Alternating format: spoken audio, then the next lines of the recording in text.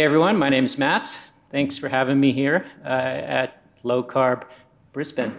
Today I'm going to talk about ketogenic metabolic therapy in ALS. ALS is by far the most common version of motor neuron disease or Lou Gehrig's disease. Bit of background on me. So I'm a clinical neurologist and the current director of neurology at Waikato Hospital in New Zealand, 760-bed hospital. I have a bachelor's and master's in biology, as stated, and I did those in Canada. And I achieved my MD and specialist training in neurology in Australia.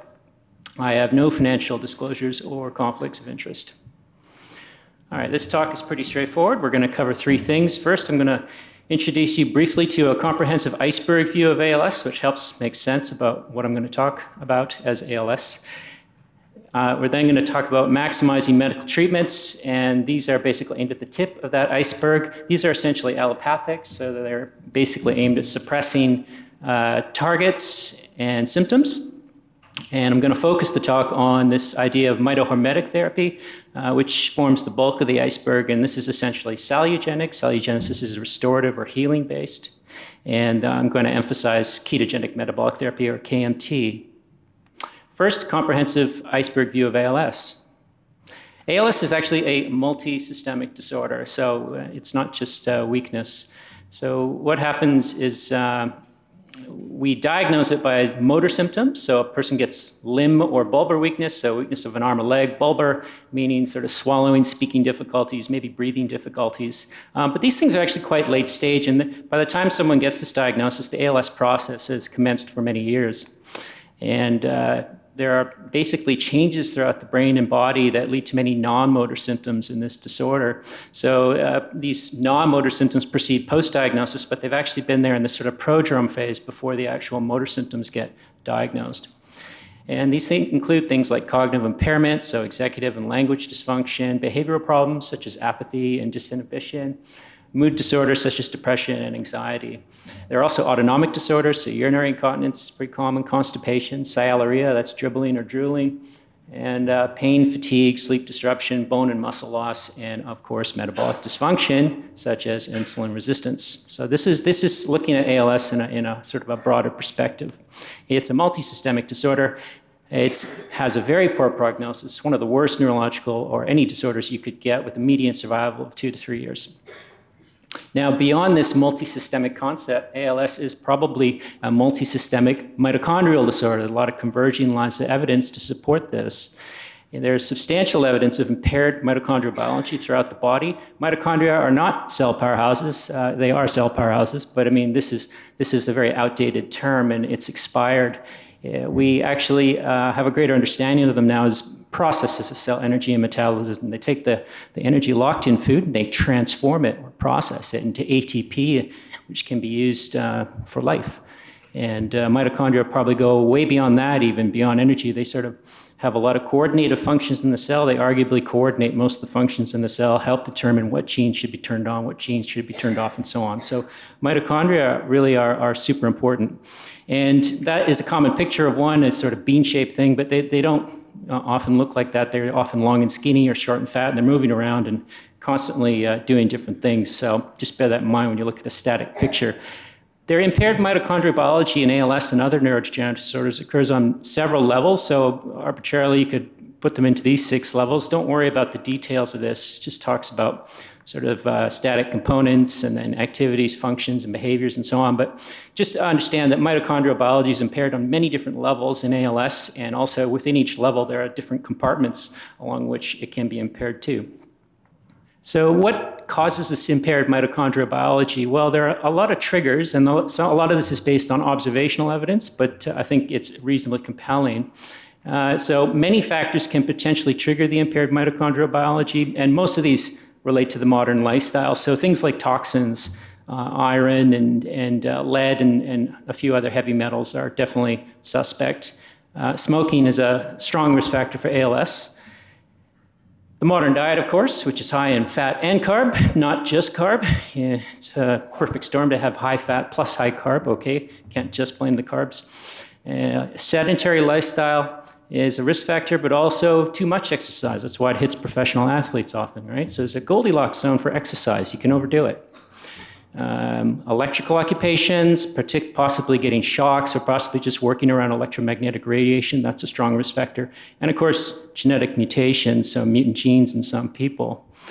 These triggers can impair the mitochondria directly, yes, so a toxin can go in there, do damage, smoking can go in there and do damage directly, but actually what we don't really think about is that the mitochondria don't just sit there and take the hit, they adjust to someone who's smoking for years and years, and it's the adjustments themselves that might result in impaired mitochondrial biology, so the mitochondria are adjusting in an abnormal manner. And while these triggers are definitely mostly environmental, we have to recognize genetic factors do get a say, but they're really only important in maybe 15 to 20% of people with ALS. Okay, so changing the environmental factors is probably pretty key. So summing up the last 3 slides, we can look at ALS as this metabolic iceberg. And we have the visible tip. So when someone gets diagnosed, it's pretty obvious that they have a speaking problem, a swallowing problem, or a weakness. So that's the limb bulbar weakness, the most obvious part of the iceberg. And then if we do some investigations, we can see that they have some atrophy in the brainstem and motor cortex, and maybe there's some abnormal proteins, the most common being TDP43 and some of their neurons. But if we care to look deeper into that iceberg, then we can see that there's a hidden bulk that's quite massive, and that consists of all the different layers of impaired mitochondrial biology that I mentioned. They're semi-specific for ALS, okay? They sort of happen in this disorder. And what drives those is this stuff at the base that I mentioned, the heavy metals, the pesticides, the electrical exposure, smoking, and so on. Okay, so this is a good way to look at ALS comprehensively. You can understand that we're just trying to treat the tip, mostly in medical care, and we're not actually focusing on the bulk. And most of ALS does lie in the bulk, I think, and the tip features are really late stage. By the time they've emerged, you've had a disorder in the bulk there that's been there for years, maybe decades. Okay, so we will talk a little bit about how to treat the tip, because we do that currently, and patients are interested in a lot of aspects of this, not just the bulk. So medical treatments in ALS are aimed at treating the tip of the iceberg. Got to remember, these are allopathic. This is what doctors trained in. Allopathic medicine is suppressing or eliminating specific targets and symptoms, and that's what most doctors think of when they're trying to treat any disorder, as we've seen in some of the other talks. Now, the standard treatments in ALS aren't very good. We've only got sort of 3, and they're not all available in all countries. So I'll touch on those. We have a lot of symptomatic and multidisciplinary treatments. That's really the core of our current medical treatment. And then there's a lot of off-label stuff that patients are interested in. I'm going to mention some of those because I'm really want this talk to be useful for patients with ALS, not just the general person. The goal is to improve function and quality of life over the short to medium term, because basically the prognosis of ALS is not very good. So that ends up being the goal realistically in medical clinics. And guidance is mandatory for this. You need someone who's skilled in ALS to help with these therapies, such as an open-minded neurologist, if you can find one. Yeah. Standard treatments. Okay, riluzole. I'm going to touch on these. So riluzole suppresses the release of glutamate. Glutamate is a neurotransmitter. It's cranked up in ALS. Pretty decent trials out there, probably gives you 2 to 3 months extra survival, but it comes at the cost of side effects, and a lot of people don't really want this drug. Then there's one called edaravone, suppresses oxidative stress, it has maybe some neuroprotective features. It's not available in New Zealand where I'm working, but it is available in Oz, I think, and it might slightly slow functional decline. I'm not really impressed by the data, to be honest. And there's one called tofersen, which is all the rage. The news media comes out and touts drugs like this once in a while. It suppresses mutant SOD1 gene, the messenger RNA that's produced by that gene specifically. And it has some evidence. It might slightly extend survival and slow functional decline, but it's only applicable to 2% of people with ALS, the 2% that have this SOD1 mutation. So most people miss out. Okay, that's really all we got in terms of medications. So I'd say the core of ALS therapy at the moment really is symptomatic and multidisciplinary. It's not provided by the actual medications. So again, but though these aim to suppress or manage symptoms in people ALS, so it's all about suppressing stuff, right? So they may or may not be indicated, but in the correct setting, they can improve quality of life. And that's really the aim of what we're trying to do in our ALS clinics. So things like muscle relaxants, such as baclofen. There's speech devices. Someone who can no longer speak, they can sort of type stuff in and get a computer to speak for them. Botox injections, so we give that into the parotid glands and other glands around the facial area to try and reduce salivary production. Feeding tubes, of course. People who can no longer eat, ventilation devices. non-invasive positive pressure ventilation, for example, for people that can no longer breathe easily, physio, occupational, speech and respiratory therapy, and of course, dietary modification. Now, what we do currently in ALS is give people soft or pureed diets and high-calorie therapy. High-calorie therapy is cranking up the calories 20-30%, and there's a few RCTs that have explored that. Not very impressive at all. I'm of two minds of dietary modification because the way we currently do it isn't very good. I think it has great potential, but we really have to change the way we're doing it, almost completely, I would say. Talk about that in a few slides. Okay, in terms of off-label treatments, these are mostly theoretical, animal-based, or based on weak clinical evidence in people with ALS. And these generally have different mechanisms, but they have a lot of shared common features. So they try to improve ATP reserves, lower reactive oxygen species, reduce neuroinflammation, and modify immune function. And these things like antiretrovirals, so there's these endogenous retroviruses, they're often activated when in ALS, and some people think the virus is part of the cause of the ALS. I don't think that's likely, but that's something people try. They tried a low-dose naltrexone, opioid antagonist, and clenbuterol, which is a beta agonist used in people with asthma and other respiratory conditions. Some evidence behind them. Supplements like vitamin E, high doses, and L-serine, an amino acid, and then you have rapamycin, an antibiotic, and some amino acid compounds, creatinine and acetyl-L-carnitine. These things at the right are a little more exciting to me because they start to target impaired mitochondrial biology on more than one level, so they sort of start to address the bulk, but not really in a thorough manner. And it's basically reasonable to try any of these for a month and then sort of assess the response. But I always say to people, be aware of red flags, and there's a good reference there at the end if you want to look at the end of the talk, put out by the ALS Untangled group on what red flags to look for. Obviously cost and false promises and things like that are things to watch for when you have a disorder such as ALS. Okay, now I'll get to the bulk of the talk, and that's maximizing mitohormetic therapy, which is the bulk of the iceberg. Now, mitohormetic therapy in ALS is not really a thing at this moment in time, but I hope it does become a thing. I think this is where the field needs to go in the next 50 years. So these aim to optimize the bulk of the iceberg by altering the base, essentially. They're mostly salutogenic, so they're restorative or healing based, not just allopathic, not just aimed at targeting, targets, trying to suppress targets and symptoms. And the aim is basically to restore or heal mitochondria by activating this thing called mitohormesis. And mitohormesis sounds fancy, but it's a simple concept of where you give something, a challenging stress to mitochondria, and you follow that up with a complete recovery phase. And the mitochondria adapt in a healthy manner, and they have the time to do so because they've had an adequate recovery. And if you keep doing that over time, then that I think is going to be potentially a powerful way to help people with this disorder.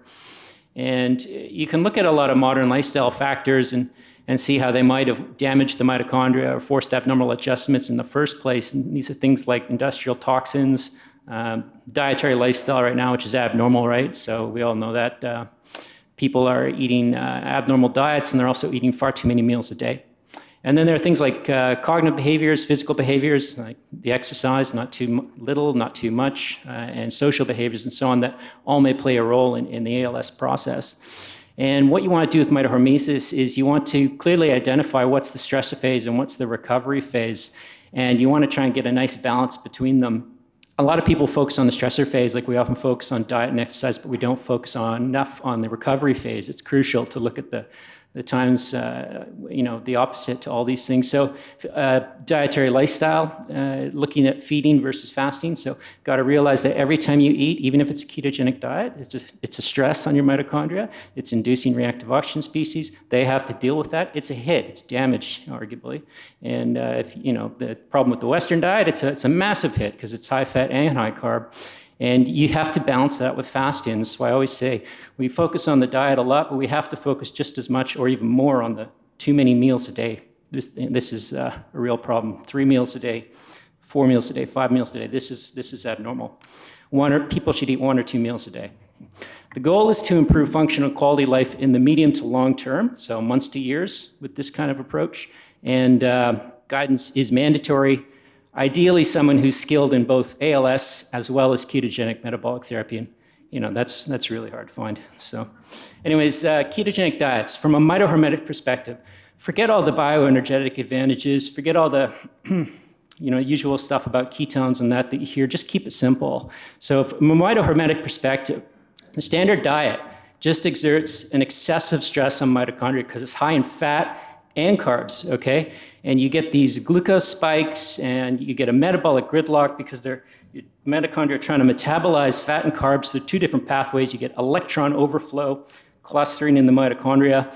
You get a lot of reactive oxygen species. And basically, if you look at the sort of energy resistance principle, this paper that's come out in the last couple of weeks from the Picard lab, you get increased energy resistance. And that's the problem. So both low carb and ketogenic diets mitigate the gridlock by providing a challenging stress. Okay, so high fat, low carb. A low fat diet can do this too, okay? High carb, low fat, done properly with lots of fiber is not so bad. It's still way better than the Western diet. It's just not as good as a ketogenic or low carb diet in the current era of terrible metabolic health. And basically, if you do this properly with like a keto diet, you enable mitochondria to bounce back, adapt, and improve if you give them a chance. What's the chance? Fasting. So you have to balance this out with fasting if you want to maximize benefits. Keto diets, as we all know, are high fat, but that's 50% by weight or 70% by energy. They're two different terms. And they're low carb, generally less than 10% by weight and energy, and ample protein. This is a good pyramid here that came out earlier this year. And this would be a meat-heavy omnivore diet, showing meat as the base, red meats in particular, green vegetables in the middle, and then the eggs and nuts and seeds and things at the top. I'd probably put eggs at the bottom too if I wanted to do it properly. You can do them omnivore, carnivore, vegetarian. Yes, omnivore, carnivore probably have advantages, but we shouldn't rule out vegetarian, keto for certain conditions perhaps. And I can work with people who do that. They can cross cultural barriers because they can be tailored to any ethnic cuisine. And really, people who try to pursue keto sweets on a keto diet are missing the point. If you do a keto diet and you've adapted properly, you shouldn't want sweets anymore, right? That's a carb thing. So my patients, I always try to get them away from that. Fasting protocols, from a mitohormetic perspective. So this is just a simple way of looking at fasting and keto. So in the context of mitohormesis, the standard diet just doesn't give us a recovery. So if you're eating 3, 4, 5, 6 times a day, where's the recovery for your mitochondria? They're constantly facing this nutrient influx. This 3 to 6 meals a day is totally abnormal evolutionarily as well. So it should be 1 or 2 meals a day. And they just can't recover from the metabolic gridlock if it's 4 hours later you have another meal coming in. Fasting protocols mitigate this chronic intake by providing a complete recovery. So that allows the mitochondria to actually adapt to whatever stress, feeding stress that you gave it, and improve. You probably need more recovery if it's a Western diet than if it's, say, keto or low fat. And fasting, as everyone knows here, probably involves abstaining from food or drink as well. You can do it, this thing called dry fasting. I don't recommend that unless you know what you're doing. And you have to fast for at least 12 hours. It's a somewhat arbitrary length of time, but at least 12 hours is accepted as fast. And it's usually water only, but you can have limited tea or coffee. It may be intermittent, so that generally means daily, and that common regimens are like 16 and 8, so fasting 16 hours a day, eating 8 hours, 20 and 4, 2 meals a day, TMAD, 1 meal a day, OMAD. You can do it different ways, obviously. And you can do these sort of 2 days or longer prolonged fasts, and I don't recommend those either unless you know what you're doing or have some guidance. Okay, so let's go back to ALS, ketogenic metabolic therapy in ALS. So I hope you can see that really the idea is to sort of not just use a keto diet, not just use a fasting protocol, but to oscillate them in a conscious and prospective manner. Okay, so the evidence prior to last year for ketogenic metabolic therapy in ALS was really scant. And basically, there was a 2006 study that looked at mice, and they took half of the mice and put them on a standard diet, which was 75% carb by weight, and compared them with mice on a keto diet, 40% fat by weight. I put keto in quotations because keto technically should be 50% fat or higher, but we're dealing with mice, so okay. Now, mice on a normal diet, and they only looked at 5 mice, showed a 50% decline in function after 109 days, whereas the other 6 mice they had on the keto diet showed a 50% decline in function after 134 days. So basically 109 days compared to 134 equated to a 20% preservation effect on motor function over time, which is pretty good, I guess. And by the end of the study, mice on the normal diet had lost 21% of their body weight versus 12% of the body weight lost for mice on the keto diet. So there was this interesting weight sparing effect, and I think that's very interesting, and we're going to come back to that later. And there were also, they looked at the mice afterwards, after they had died, and they saw that there were more motor neurons detected in the spinal cords of mice on the keto diet. So it seemed to have a neuroprotective effect, sort of a decent clinical effect. Now, up to 2024, there were only 2 people with ALS mentioned that I could find, and there were few details on both of these people in the literature. Like, this is a very ignored condition. So one of these people this was just written up in a couple of sentences in a paper. Apparently, one person tried a ketogenic diet, which did not slow the progression and was associated with rhabdomyolysis, which is where you get a rapid and catastrophic muscle breakdown in the body. This is just a verbal communication. And I just don't think this ketogenic diet, if it was truly ketogenic, was done properly. I've never seen rhabdomyolysis, and I've treated hundreds of patients. Something was done improperly here, so I don't trust it. Then there was another person mentioned, just presented at an ALS meeting. They tried a 28-week ketogenic formula, 80% fat by energy. At least they gave us some macros, which led to stabilized function, breathing, quality of life, and improved fatigue. And that sounds pretty positive. So that was it, though. There's not much evidence in ALS before last year. So we decided to do a case study of ketogenic metabolic therapy in one fellow with ALS that came to our clinic.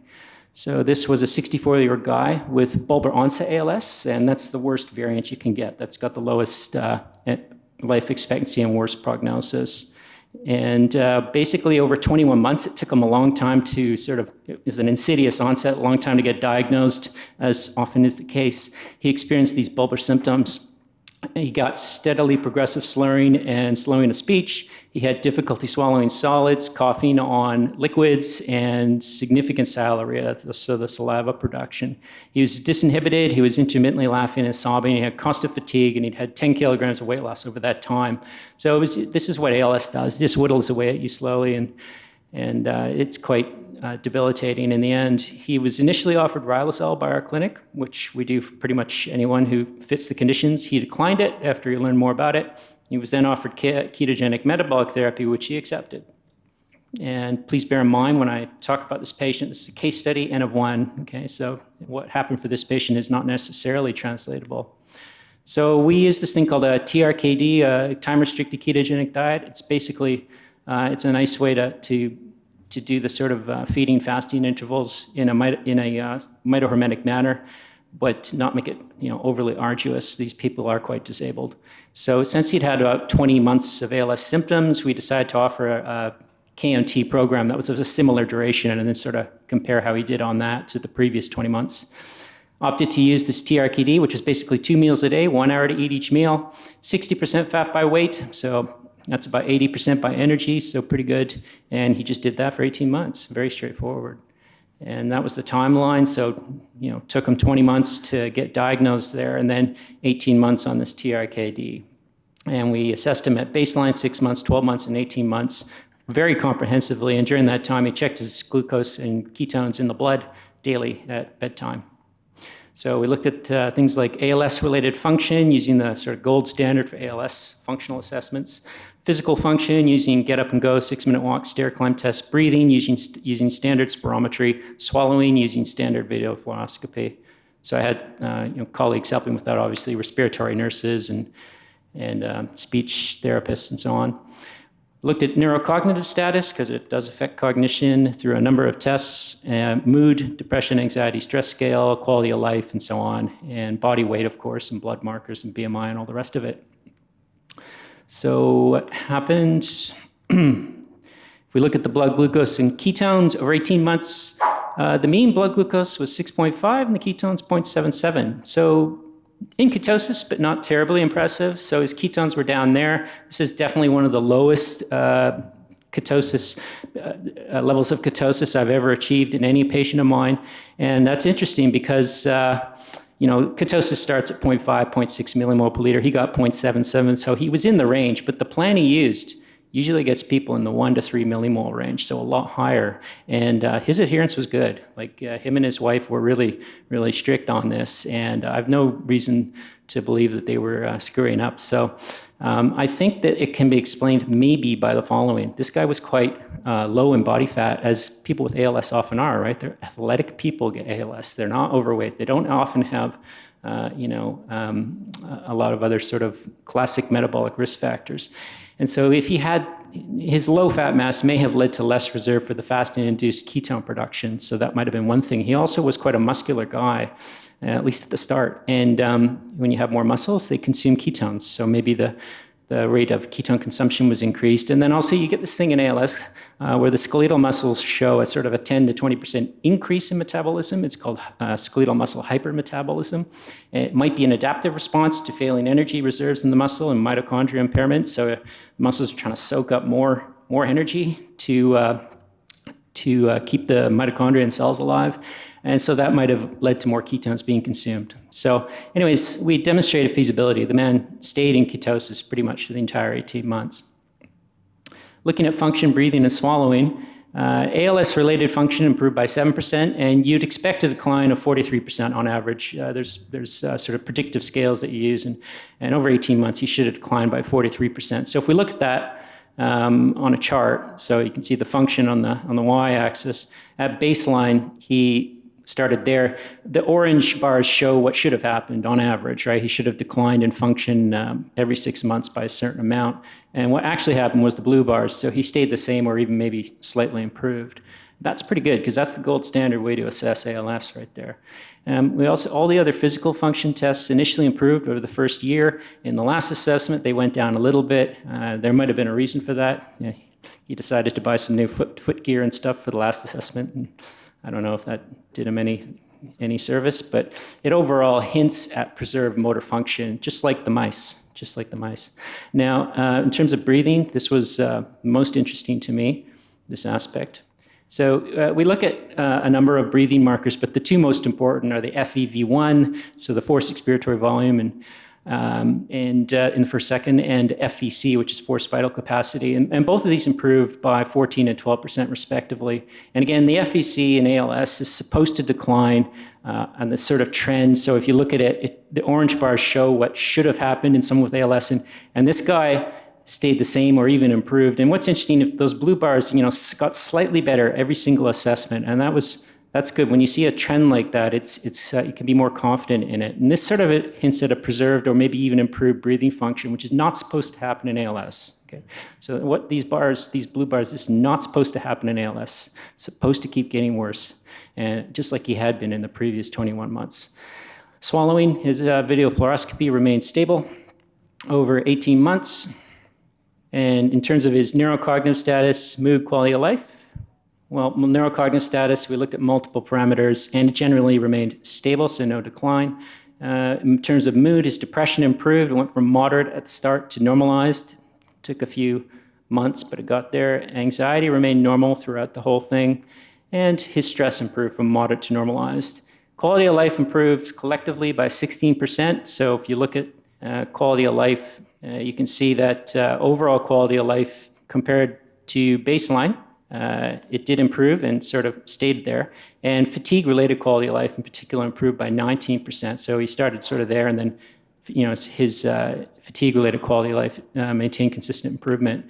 This was the biggest benefit to the patient. So you always have to figure out what was the biggest benefit to the patient. And actually, the mood and energy benefits were his greatest benefits because he was a sort of a hard-working guy and he liked to do stuff around the home. Okay, body weight.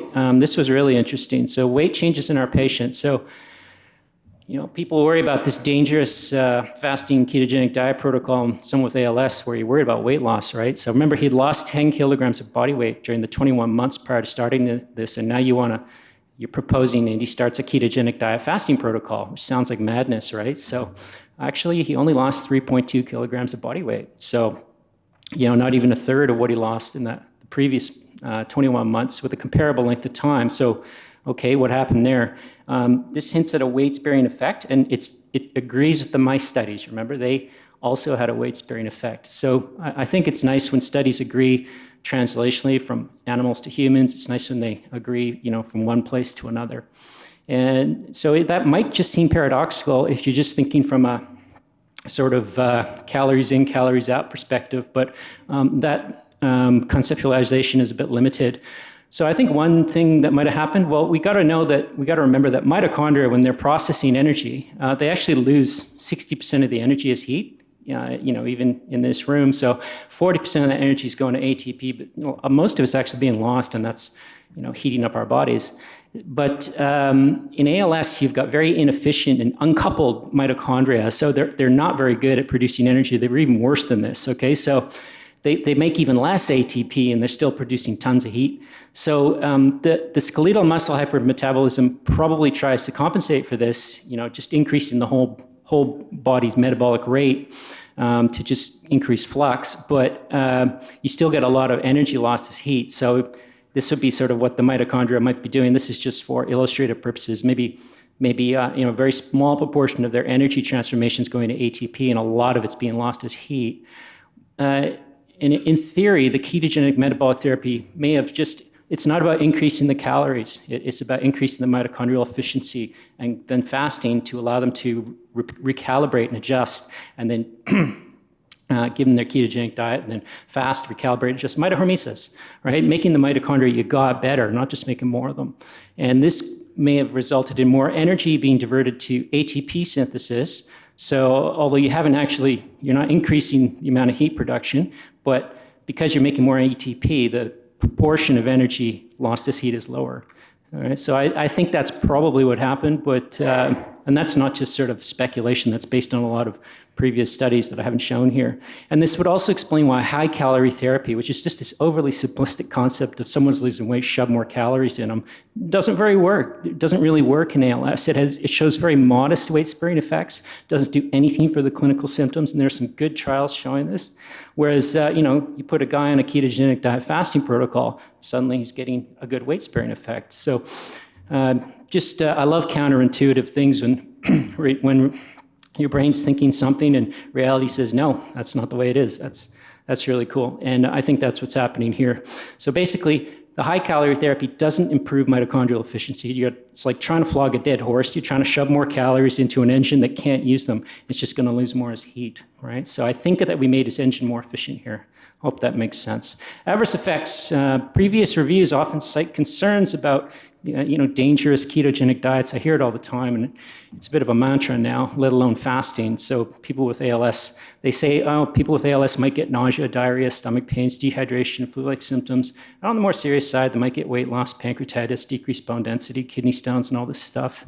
Well, again, what does reality say? Well, remember N of 1, but what did our patient actually experience for adverse effects? And I pushed him on this. Nothing. Other than the mitigated weight loss. Oh, whoops, that's not an adverse effect. That's actually a benefit. And then the only potential issue that I identified on his blood markers was the terrifying rise in LDL from 3.1 to 5.4. And okay, look, there's so many things you can say about this. I think the talk yesterday by Lorraine did it justice, but basically, it's highly contentious, to say the least, the LDLs that cause heart disease. People with ALS who have high LDLs often survive longer, okay? There's a lot of observational evidence showing that. And 3, most importantly, it's got to be kept in context. So if there's this concern about a high LDL over here, you have to weigh that against all the benefits that not just someone with ALS, but someone in general might have experienced. So someone who's overweight will get reduction in weight. Someone who's normal weight or low weight, they don't get that much reduction in weight. If you've worked with ketogenic diets with patients, you know this is what happens. So, and most people who are overweight need to lose the weight. And then you've got an improvement in the triglyceride to HDL ratio. That's very consistent, and that's more important than the LDL level, because that's actually 2 markers of the metabolic syndrome. LDL level is not. And then you've got things like improved blood pressure and improved sort of HbA1c status and so on. So you have to keep the context in when you get this LDL rise. And again, this is ALS. This guy's, he's not worried about a heart attack. Even if this was going to cause a heart attack, which I strongly doubt, he's not worried about that. Okay, so now, basically, under the right guidance, a proper ketogenic metabolic therapy protocol should be associated with mild adverse effects, and it should be damn easy to fix. And it should not be especially difficult. It is not restrictive, it is not expensive, and is highly palatable. You should love it. If these are being experienced by patients, then it's the teacher who's doing something wrong. It's the guide that needs to look at themselves, okay? So, all right, that's enough of that. In conclusion, by viewing ALS comprehensively as an iceberg, it can be treated at both ends, tip and bulk, and it's worth trying the medical treatments. I'm not against the medical treatments. We just have to be aware that they're allopathic. They're trying to suppress targets and symptoms, and that has a limited role in the long term. I mean, you have to watch out for potential red flags. It's really worth considering the potential impact of mitohormetic therapy, as this is salutogenic. I just used ketogenic metabolic therapy as an example of that today. I could have looked at the other categories as well. And we just need so much more research in this, and so much more interest needs to be generated over the next few decades before it really gets explored properly. And in this first ever published case study of ketogenic metabolic therapy in ALS, which is one of the most terrifying disorders that a person can ever get diagnosed with, a guided KMT program led to a substantial impact. And you remember, he's still alive almost 6 years later and still at home. Remember, this is N of 1, and we need more work, but it's inspiring. Thanks a lot.